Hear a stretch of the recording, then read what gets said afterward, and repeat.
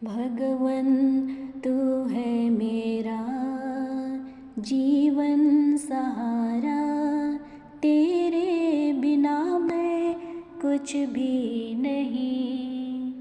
भगवन तू है मेरा जीवन सहारा, तेरे बिना मैं कुछ भी नहीं। तेरे सहारे मैं जीवन को पाता, तेरे बिना मैं कुछ नहीं कर सकता। तेरे सहारे मैं जीवन को पाता, तेरे बिना मैं कुछ नहीं कर सकता।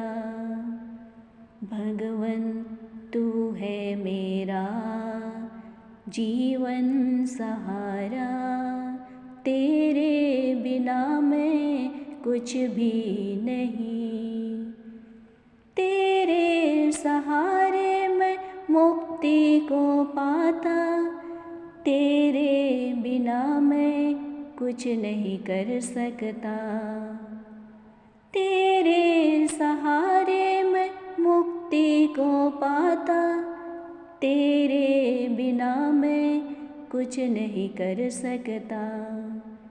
भगवन तू है मेरा जीवन सहारा, तेरे बिना मैं कुछ भी नहीं। भगवन तू है मेरा जीवन सहारा, तेरे बिना मैं कुछ भी नहीं। संत मार्कुस के सुसमाचार अध्याय 1 पद संख्या 12 से 15 में हम पाते हैं, जहाँ लिखा गया है, समय पूरा हो चुका है, ईश्वर का राज्य निकट आ गया है। पश्चाताप करो और सुसमाचार में विश्वास करो। संत पौलुस रोमियो के नाम पत्र में बतलाते हैं कि मनुष्य को मुक्ति प्राप्त करने के लिए क्या करना चाहिए। और वे आगे कहते हैं, मनुष्य को मुक्ति प्राप्त करने के लिए सर्वप्रथम प्रभु के वचनों पर विश्वास करना होगा। और आगे रोमियो के नाम पत्र अध्याय 10 पद संख्या 9 में कहते हैं, हृदय से विश्वास करने पर मनुष्य धर्मी बनता है और मुख से स्वीकार करने पर उसे मुक्ति प्राप्त होगी।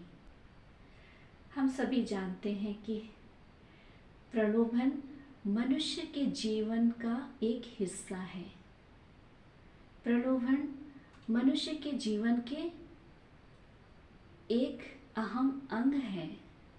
हर किसी के जीवन में कभी न कभी किसी न किसी प्रकार के प्रलोभन आते ही हैं। मनुष्य को रोजमर्रा के जीवन में अपने अस्तित्व को बनाए रखने के लिए इन सारे प्रलोभनों से जूझना पड़ता है।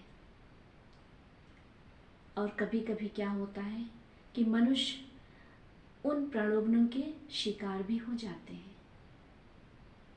आज हम थोड़ा मनन चिंतन करेंगे। संत लूकास रचित सुसमाचार पर चिंतन करने की कोशिश करेंगे, जहां हम पाते हैं, परमेश्वर की आत्मा के सामर्थ्य से परिपूर्ण होते हुए भी प्रभु को परीक्षा से गुजरना पड़ा था। थोड़ा विचार कर लें, इन बातों पर थोड़ा गौर कर लें।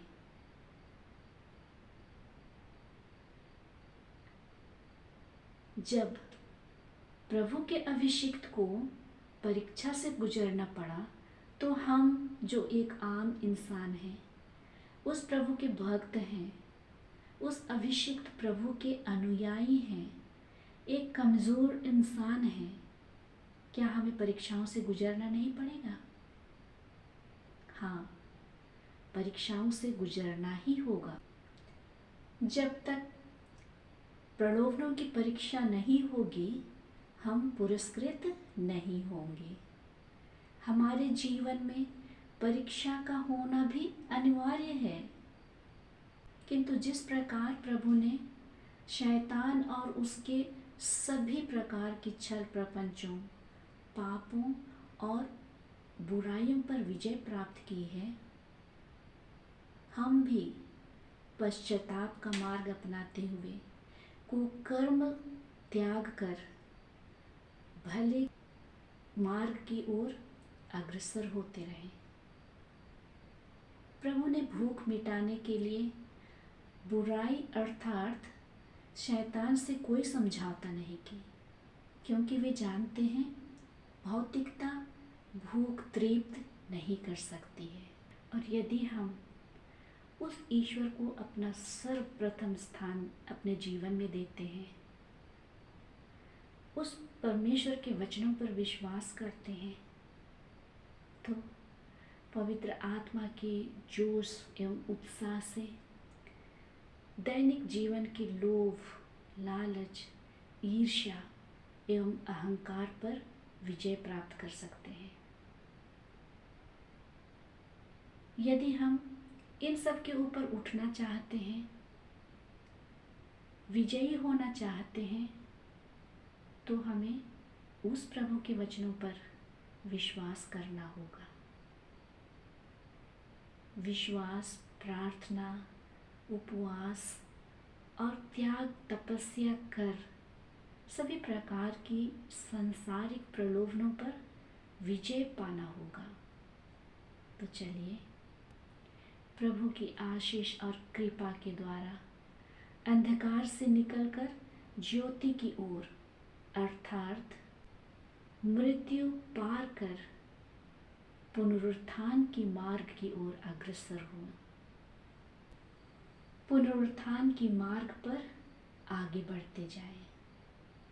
जिस प्रकार प्रभु 40 दिन उपवास और प्रार्थना के बाद बड़ी विनम्रता से पर्वत पर ऊपर चढ़ते हैं और शैतान के द्वारा परीक्षित किए जाने के बाद वे उसी विनम्रता से पर्वत पर से नीचे उतरते हैं, उसी प्रकार विनम्रता पूर्वक हम भी आज हम जहाँ भी हैं, जिस परिस्थिति में हैं, जिन परिस्थितियों से गुजर रहे हैं, जिन प्रलोभनों का सामना कर रहे हैं, जिन प्रलोभनों से जूझ रहे हैं, जिन स्थिति में जीवन बिता रहे हैं, अपने दैनिक जीवन की इन सारी परिस्थितियों से ऊपर उठना होगा। तो चलिए हम आज प्रभु से प्रार्थना करें कि विजयी प्रभु, सर्वशक्तिमान प्रभु हमें बल प्रदान करे। आमीन।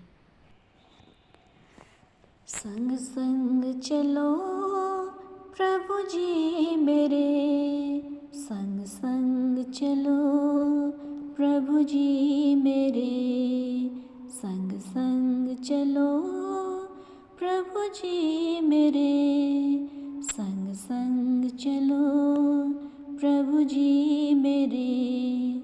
आशा दिला दे प्रभु, निराशा भरा मेरा मन, आशा दिला, आशा दिला, आशा दिला, आशा दिला। संग संग चलो प्रभु जी मेरे, संग संग चलो प्रभु जी मेरे, संग संग चलो प्रभु जी मेरे।